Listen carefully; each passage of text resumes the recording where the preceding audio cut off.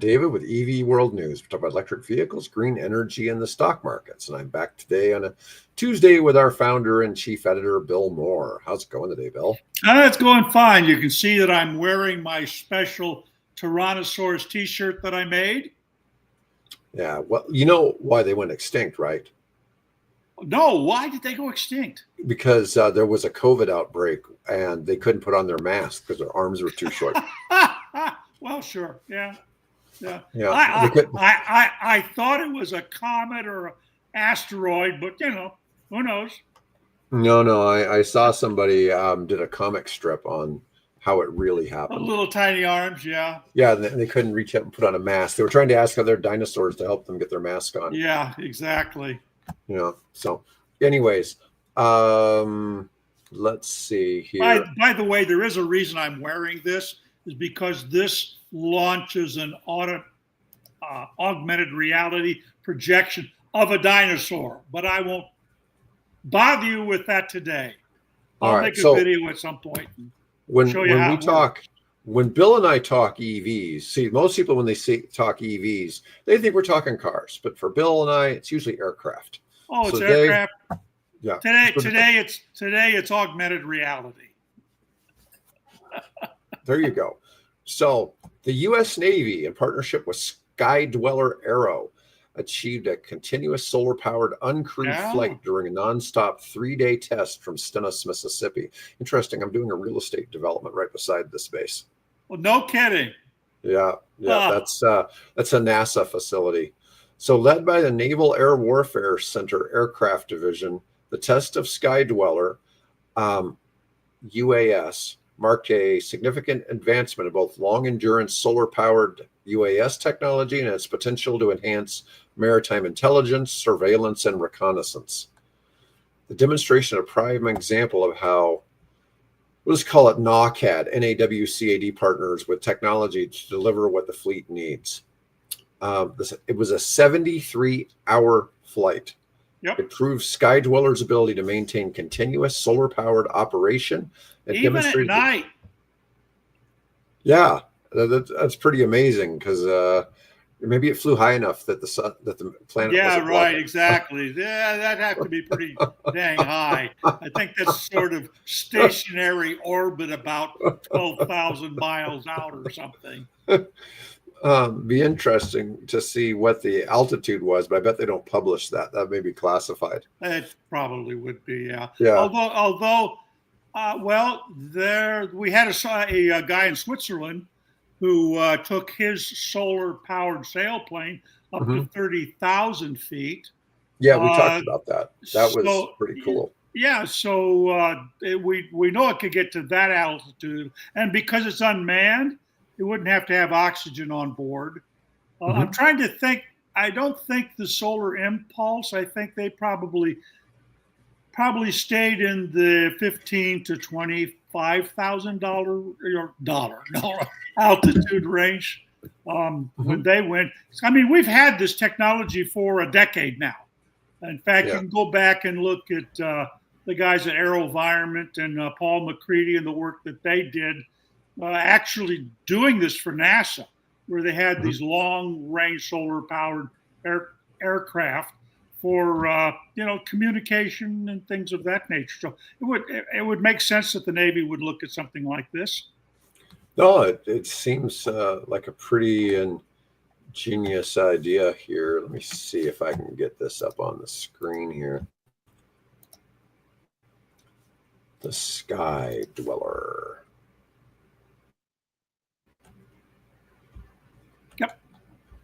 In fact, it looks an awful lot like the solar impulse. I'm just wondering if they borrowed some of that technology from the Swiss-French project, the solar impulse from, a decade ago now. Yeah, I'm sure it's similar or learned from it. I mean, look at how long these wings are. It's the same wingspan as a 747. Well, you have to have that because that's all lined with solar panels on top. Yeah. Looks like it has 2 electric motors on each wing. Again, that's the same configuration solar impulse. This looks like they borrowed a lot of technology from from Boschberg and Picard's Solar Impulse project. Let me see.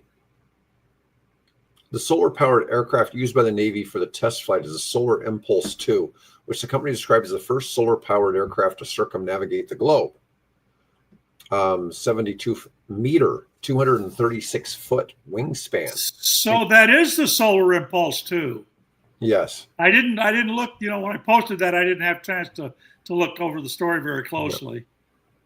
It's capable of carrying 800 pounds of payload and is capable of staying aloft for 30 to 90 days or longer. Wow. Well, yeah, 800 pounds of payload. What could that be?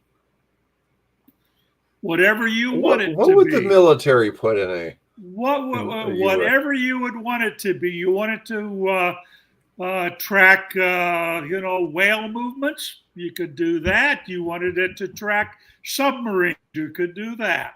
So. 800 pounds isn't a bad payload. Let's see here. That's interesting. So they bought that from the Solar Impulse project. Interesting, which makes sense. Yeah. All right. Let's see here what we got for you. Have this article. You want to talk about the infinite growth of highways. Yeah. So basically what this is about is that a guy named Eric Guerra, I think it's probably Guerra, something like that. Yeah. Specializes in studying congestion and traffic and highway development, things like that. And basically, he just confirmed what we pretty well already know, is that there's no way you can ever build enough highway, right? Everybody says, well, there's too much congestion. Let's build another highway, or let's widen the road, right? And that'll relieve congestion. And it does for maybe 16 months. You take your pick. And then we're back to the same problem. So it's called, I think it's called induced demand or some term like that. And so we're never really ever able to build enough highway. And that's the point of the book. In fact, the book is called Overbuilt. And of course, what happens is the more infrastructure you build, the more you have to maintain. And so that then puts a financial strains on the communities. So it's a treadmill that once you get on, you can't get off unless you're willing to make serious changes in how people move and goods move, right? So you begin to encourage people, instead of sitting in a car that's 6 feet wide and 20 feet long with one person in one seat, you put one person on a tiny little seat on a thing that's maybe 3 foot long and 1 foot wide. And weighs 50, 60 pounds, as opposed to something that weighs 4 tons or 2 tons or whatever. So then you can begin to make some serious dent in the transportation problem. But as long as we're on this treadmill, there ain't no getting off of it. I get that. You think about if you were going westbound on I-80 in Omaha, from say downtown, and you go past 72nd and 84th to where the highway splits, and you have 680 going north, and you have I-80 continuing west. You have 5 or 6 lanes there. Yep. And invariably what happens in the afternoon is traffic comes to a halt because people are trying to get from the right to the left and they can't get over, and so traffic just comes to a complete stop. Sometimes because people just can't seem to change lanes. And it's such a hassle. There just isn't enough run up, I guess, for people to change lanes. Although I don't know where those people are, if they're coming from the 84th exit or whatever. But yeah, but even there, even there, well, it depends on the time of day. You got trucks barreling along and, commuters wanting to head home or whatever. I mean, here, after we're done with this podcast, I'm going to be crossing that particular intersection here later today. So quite familiar with it. I'm just saying, even if you added more lanes, it wouldn't solve the problem. Wouldn't solve it. Nope. No. So that's not always the situation. So you have to start thinking outside that steel box we all take for granted, and we all have to own in our driveway or in the parking spot in front of our apartment. Start looking for ways that we don't have to use that.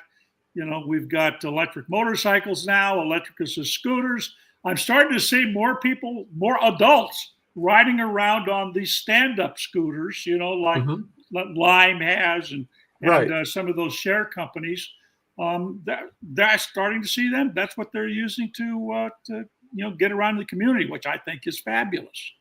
So we just we can't build enough roads. We need to start thinking about.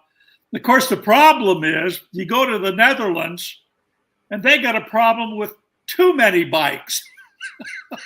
Yeah, not enough road, right? So there's not enough road, and you end up every year they have to dredge the canals in the Netherlands, and they pull up hundreds, if not thousands, of bicycles that have been thrown into those canals. That is so weird that there's all those bikes in the canals. It is. It's just weird. Yeah. So this article, well, it doesn't say what the time span is. It says the average time spent in traffic per car increased from 29 hours in 91 to 54 hours in 2019. I can only assume that 29 hours is per month, but 54 hours in a month of sitting in your car in traffic would seem like an awful lot. Of course, we live in Omaha. Even when it's busy, you're talking 25 minutes to get just about anywhere in Omaha. Yeah. Just because the road networks are pretty smooth here. But there still are some points, though, like I'm saying, where all of a sudden there's choke points. Yeah. Yeah, there's certainly some choke points, and that gets kind of weird sometimes as to how that is. I think flying cars are gonna, all the EV tolls and all that, they're gonna start ticking some off of this. Interestingly, at our EAA meeting last week, mm-hmm. a gentleman on that is actually designing and wanting to build his flying car. Mm-hmm. He came in and he gave about 45-minute talk, via Zoom to our Experimental Aircraft Association chapter about that particular project of his. Oh, I'm sure that was entertaining. I mean, I look at all of the single seat ones, single seat, 2-seat, and if we think about eVTOLs, we usually think about Joby and Archer with their 5-seaters. Right. Generally. But that's a commercial pilot with the others. And the others are just like, the Chinese ones, it's like, looks like somebody's sitting on a jet ski, but it's just a quadcopter. Yeah, just a quadcopter. Well, there's, they have had their very first autonomous operation certified. So you don't even need a pilot. You just get in it and you tell it, I want to go somewhere, kind of like, I guess what you do with Tuber. Yeah. And you just tell it, hey, I need to go to this airport, or I need to go to this vertiport. I think we're calling them vertiports now. And get in it, lifts off, gets whatever traffic clearance it has to get. Probably all of that's automated. And, 20 minutes later, you're landing at this vertiport, which would have taken you 3-4 times as long to go there by normal surface traffic. Man, I'm reading our new stock ticker, and man, everything's just getting hammered today. Yeah, I noticed I got my crypto running over here, and it was pretty good this morning, and I turned it on down here to look at it. And, holy crap, what happened? The only one that's positive is Ford. It's interesting because NVIDIA and AMD and Microsoft are all down, and they're all in the AI space. And then I've got some nuclear stocks on there, and they're all taking a beating. I got sent on yesterday. Nano went down 11%, which, to be fair, in the nuclear space, you sometimes will see in a single day, you see somebody take a 30% jump. So somebody going 10% down, that's kind of to be expected too. But Nano's wow, down almost 6.88, 7%. almost 7% Yeah, today after yeah. they were down 11% yesterday. Motley Fool had a really abusive article about them that they think they're going to drop from like 30 something bucks to $9. Ouch. Yeah. Well, it could happen. It could Yeah. happen. There's just been a lot of excitement in the nuclear space this year. And so it's been Well, interesting to see. I shared with you an article this morning, right, on the Google doing the deal with, I forget the name of the company now, but they're doing small modular reactor deal to power their data centers. Well, aren't they doing the one with Constellation? No, this one is with a company I sent you, Carios, something like that. And okay. Remember the one I looked it up, said, well, that sounds like I've heard that term before. It's Greek mythology or something. Turns out it's like the youngest son of Zeus. Kairos. Kairos, yeah. Whose older brother was Kronos, right? And Kairos is sort of the guy that is the take advantage of the situation, carpe diem, right? Of Greek, pantheon.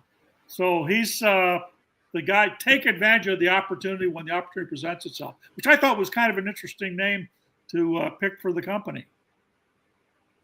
Yeah, it is. Well, I know that Kairos got a permit to start building a building for nuclear reactors, but they still don't have the license to make nuclear reactors. So maybe Google's throwing some money their way. That whole space is, it's all high tech. It's going to be interesting to see where that all shakes out in a few years. Yeah. So we're definitely going to see a lot of the small modular reactors, which, like I said before, it's just like a lot of stuff with the EVs. People don't know much about it. So your average person on the street has no idea what we're talking about. We start talking about that topic. So let's see. That was the article on congestion. Well, we had one nuclear article today. So nuclear alchemy, turning waste into wonder fuel. In the basement labs, the Los Alamos National Laboratory, a nuclear physicist, Terence Tarnowski, is wrestling with what may be the most elegant paradox in modern energy science. On one side sits nuclear fusion, and on the other side lies a mountain of radioactive waste, deadly remnants of 70 years of nuclear fission, waiting for the future generation to figure out what to do with them. Now, this is one of the interesting things, because fusion allows you to create tritium. And so the idea is that you would use tritium is the feedstock for the fusion process. Yeah. So it's interesting because go ahead. Yeah, I was going to say what he's working on is a way to take nuclear waste that we have in the form of the fuel rods, of which there are hundreds of tons of, and be able to run that through. And I don't understand it all because I don't have a degree in nuclear physics, but to take that and use laser pulses or something other anyway, and mix that with molten lithium salt. And in the process, you then end up generating tritium, which up until this point, you can only get from, I think it's the CANDU reactors in Canada. And it's you know how much that stuff costs? Oh, it's millions of dollars. $33 million a kilogram. Yes. So if you can obviously find a way to make it cheaper, and apparently what he's come up with is a way to generate 10 times, in theory, what we would need to create for the tritium that we would need to run these fusion reactors. $33 billion. No, sorry, $million. $33 million a kilogram. So, but your fusion reactors can create fuel for fission reactors, and your fission reactors can create fuel for the fusion reactors. When it's processed. Right. Yeah. It's not directly. There's other steps in the process. Right. Yeah. There's a process that he theorizes, and they're working on at Los Alamos to be able to do that. And we talk about it in the article, and we provide links. Again, this is all part of this new section that we've created that are basically AI generated articles. I go in and I say, look, here's this article. Help me understand it, and any other sources that you can bring in to clarify and amplify the story for me, please do that. And then it does its magic, and then that's what materializing that particular article. So this is kind of interesting. So there's only 10 kilograms of tritium on the planet. Yep. And so that's 22 pounds. Right. That's not a whole lot of. And most of that, I think, pretty much that comes from you have to buy it from the reactors in Canada. I mean, I think his comments in there that we would use up one fusion reactor would use up 55 kilograms of tritium annually. So we only have 10. And we only have 10. Yeah, so this is good information. This is stuff I didn't know about. Yeah, fusion. I thought you'd enjoy it, and I know I enjoy it. No, this is good information. I'm working with AI to put it all together. Yeah, it's worth more. My job is really getting more interesting as time goes along. Yeah, it's more expensive than weapons grade plutonium. Yep. Every fusion experiment, every research reactor, every promising step toward commercial fusion power consumes this irreplaceable resource. And its 12-year half-life means that even if we could stockpile it, half would decay into useless helium-3 before we could build the reactors to burn it. Yep. The scarcity is becoming critical. Global civilian tritium stores amount to just 25 kilograms. Okay, so now I'm confused because we had 10 kilograms before. Now we have 25, mostly extracted from the CANDUs. A single commercial fusion plant would consume 55 kilograms per year. At current consumption rates, we're heading toward a tritium famine just as fusion technology matures enough to save the climate.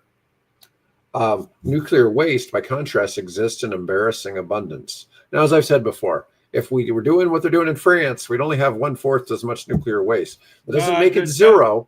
Go over to the backlog article that I derived this from and read the comments of the people following that article. Are they talking about France? Yeah, they are. That wouldn't surprise me. It wouldn't surprise me. It's just, I look at, some of the things as I've gotten deeper into the nuclear space, and it's really amazing to see. I mean, I learned new stuff like what the potential of some things, but in the United States, every one of your reactors just buries the nuclear waste in the yard. And because there was supposed to be a nuclear repository at Yucca Mountain, and that just never happened. No. But no.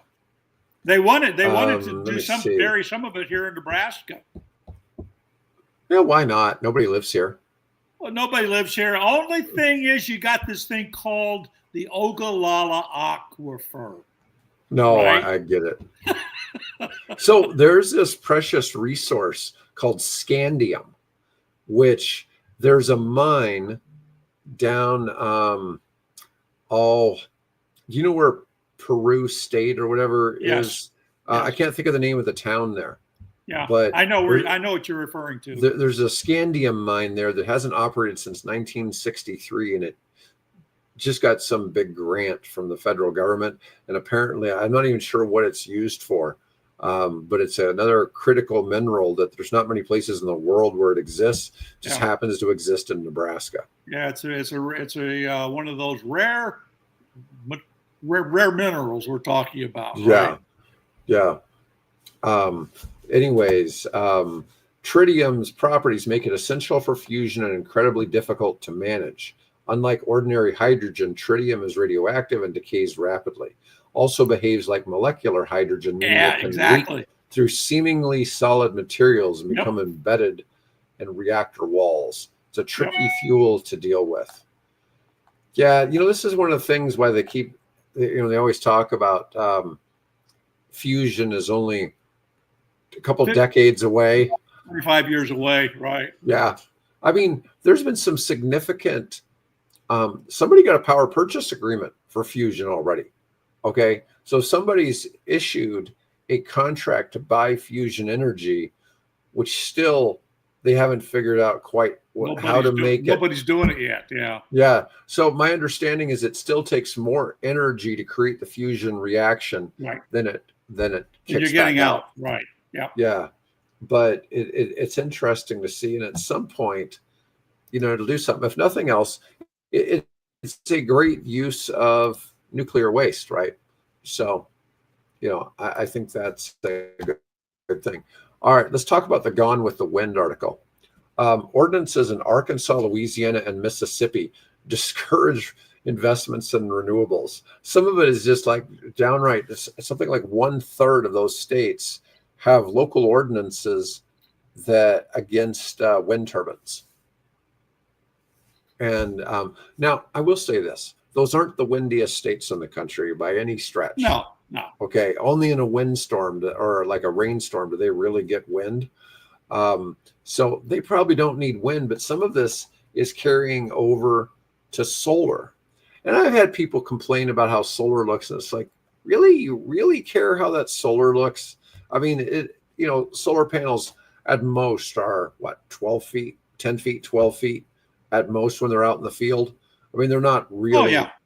Well, you can graze cattle, underneath them if you want, or flocks of sheep.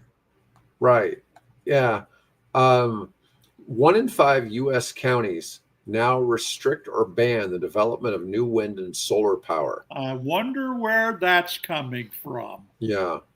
It's stalling clean energy and driving up costs for utility ratepayers. That's kind of nuts. Choose smart siting or inadvertently choke off billions in investment, landowner income, and their own local tax revenue. Arkansas passed the Wind Energy Development Act, which praises wind energy, but pairs it with some of the strictest regulations, effectively halting new development. Yeah. I mean, we've talked about some of this stuff. It's like the whole NEVI thing.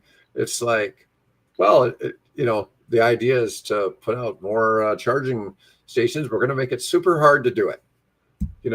I sometimes I question how much of this stuff is people trying to make sure they have a job, or like in the case of Arkansas, they're probably trying to make sure some people earn a living getting paid to say it's okay, to authorize the projects. There are projects a little under the table bakshish. Yeah, that's what I'm saying. There is a wind project in Mississippi that's been operational for over a year. There are a dozen utility scale wind projects being evaluated across those three states, signaling a shift in the South's energy landscape. I mean, obviously, solar should work really well down there.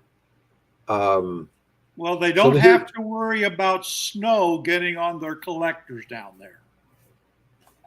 Let's see. So an organization that's called the American Clean Power Association, their model wind ordinance proposes voluntary participation with clear setbacks, outputs, and empower landowners. Science-based standards, noise and flicker limits protect neighbors without imposing arbitrary bans. FAA verified safety, turbine height, and lighting standards keep aviation safe and nuisance low. Responsible decommissioning. Financial safeguards ensure turbines are removed or repowered at the end of their useful life.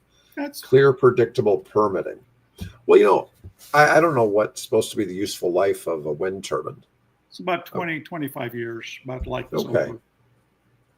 Some of that stuff just gets carried away. Well, yeah, no, and what you've read there, I don't necessarily have any problems with. I think that's important that we have that. We don't want the landscape littered with, collapsed towers rusting away. And, I just posted an article today about the orphaned oil wells around Pennsylvania. and how they're a problem for the people in Pennsylvania, because guys, came in and drilled for oil and gas and extracted what they want and took the money and maybe paid some local taxes, whatever that was, and left the hole in the ground and walked away. So, I think we need to, things need to be done responsibly. You want to do mountaintop coal removal? Fine. Do what you want, then restore that land. Now, I'm not saying rebuild the mountain, but at least make an effort to make that land productive and useful, useful again, or let it just simply get reforested,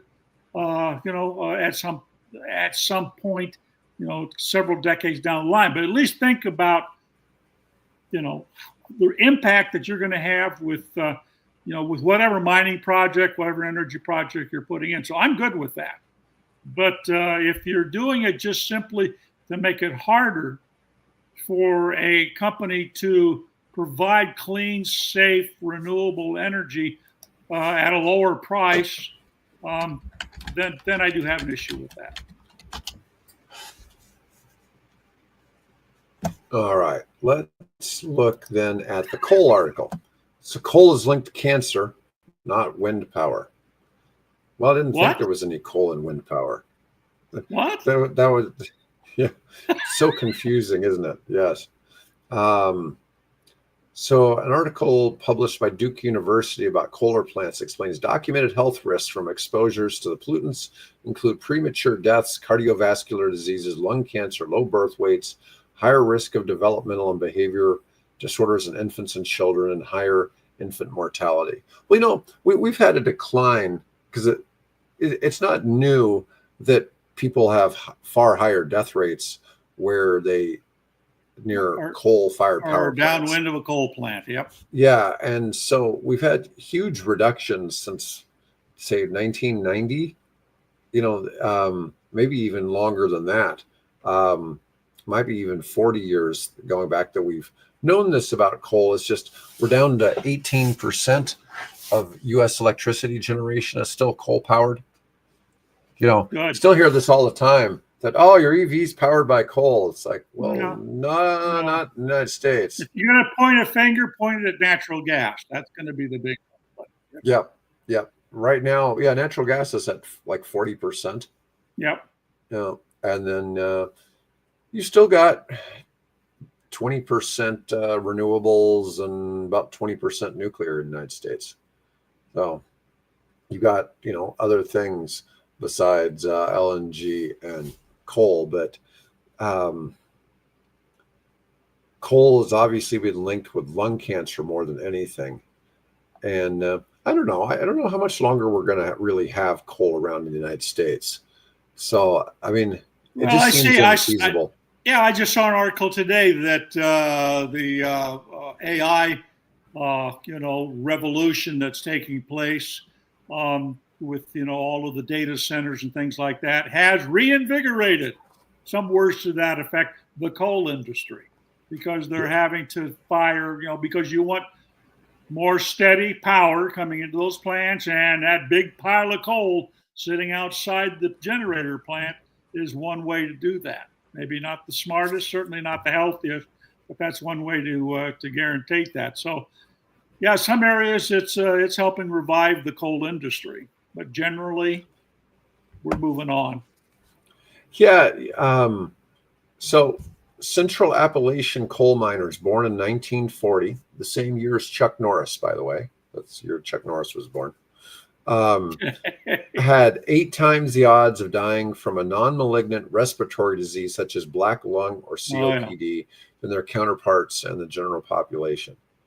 And by the way, I lived there for 5.5 years. Let's see.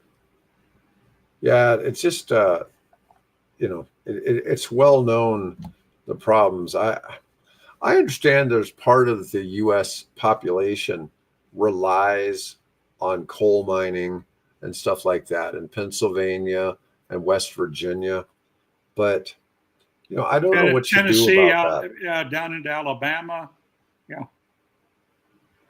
through that Appalachian, that coal belt that runs through the Appalachians. Yeah. So Although I mean, less so. I was watching the other day a YouTube video of a guy who just does travel logs, and he travel log. I'm going to take you into eastern Kentucky and southern West Virginia, and took us through some of the towns I used to go through when I lived and worked down there. And that area is a ghost town. That whole area is kind of a ghost town now. It's sad population. Many of those little towns and communities are populated predominantly women.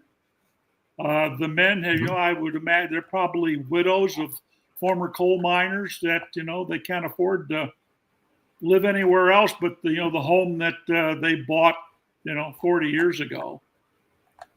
Pretty sad to see that. All right.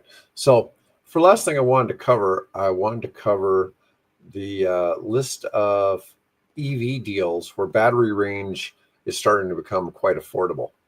This is kind of interesting to see. So let's start. Is this the chart that I got the AI to build for me? No. No, this is from Forbes. This is a Forbes article. Oh. Okay. Hyundai Ioniq 5, $42,600, gets 245 miles of range. That one, seems decent. The next one, the Busy Forks by Toyota, only 37,000, gets 252 miles. That's a little bit more. The Kia Niro gets one more mile at 253 for 39.6. The Mustang Mach-E at about 38,000 gets 260 miles. I thought they probably have a version that gets higher than that, though, don't they? They do have an extended trim that can get 320, but doesn't say how much more that is. Now, the Volvo EX30, this was supposed to be our $35,000 Volvo SUV. It's $45,000. And it gets 261 miles. That was supposed to be such a year or so ago, and we were waiting for the arrival of that. It was supposed to be such a huge deal because they were going to be $35,000 and they're $45,000. The 10,000 makes a big difference. The Lexus RZ is $44,000, gets 266 miles of range. And it's one of the in their opinion from Forbes, it's one of the most luxurious SUV, or it's an SUV, but it's one of the most luxurious of the EVs that are in this more affordable price range. Let me see. The Chevy Blazer, 44.6, 283 miles on a charge. The Equinox gets 300. Now we're getting up over 300 miles now. The Chevy Equinox for 33,600 gets 319 miles on a charge. That's pretty damn good. The Model Y for $37,000 gets 357 miles on a charge. Not much higher price than the Equinox. And the number one is the Model 3 at $35,000, gets 363 miles on a charge. They're releasing it in China now where it gets 500 miles on a charge. Mm-hmm. I mean, that was really surprising to see the YL model. I was thinking it was the Model 3, or was it a Y? Well, they've got one they just introduced called the YL model, but I don't know really the specifics on it. What I did, the vehicles you mentioned, I did in fact, and I'm trying to find the chart. For some reason I can't find it on my own website. It's probably a little deeper in my in the list here. What I did was I asked the AI, I said, okay, here are the models. Here's the prices of them. Here's the range. Rank them by the best way to describe this would be bang for the buck. Mm-hmm. Right? Which one would give you for the best investment, gives you the most mileage, and the one that came out on top is the Model 3. Well, and I was looking here, it's also on the Model 3 for lease deals. You can get a Model 3 $300 a month for 2 years with 3,000 due at signing. That's a pretty good deal on the lease. $300 a month. I'm looking to see, because they give some data on that for some other vehicles. Nothing else really comes close. Oh, that's not entirely true. There's a deal on the Kia Niro for $149 a month for 24 months. Yeah, but it's for $4,000 up front. The thing is that basically adds about another $180, but that is cheaper than the Tesla deal. Yeah, there's a story that, again, I post stories, some I read, some I just post and move on. And it said that there are some deals out there now for you can lease for $100 a month. Oh, wow. Is that like in Colorado or California or something like that? Again, I don't know, because I was busy working on, here it is. If you go down and you scroll down on the editor's pick, and you go down below the Ben and Jerry's van, yeah, you'll see there's an article there about 10 hot electric vehicle deals. Oh, okay. And I had it. I didn't notice that. Yeah, I had it build the chart based on what's the best, or the lowest mileage, the lowest cost you can pay to get the most amount of mileage. And it lists them there. So you got the Model 3, the Model Y, the Chevy Equinox, the Mustang, and so on. So you go down. The most expensive is the Lexus RZ. So that works out to be $165.77 per mile, whereas the Tesla is $96.38 per mile. Yeah, it's pretty. That's some real range though on that Model 3. Yeah, they're really starting to outdo themselves. Be interested to see if we get the 500-mile version here in the U.S. anytime soon. I know that's running Chinese batteries, so yeah. There's something to that. Anyways, that was all I wanted to cover for today, folks. Okay, and there's lots more that we haven't begun to touch on. If you go over and explore the evworld.com website again, check under that tab that says News Stocks and see AI generated reports. That's where I'm personally having the most fun, because I'm taking stories and challenging the AI and saying, give me back a report on this, and it gives me some really good information with a lot of valuable links to other sources that you might not get otherwise. So. All right. Anyways, folks, thanks for chiming in, and I'll be back with Mike Herzog tomorrow and Bill on Thursday.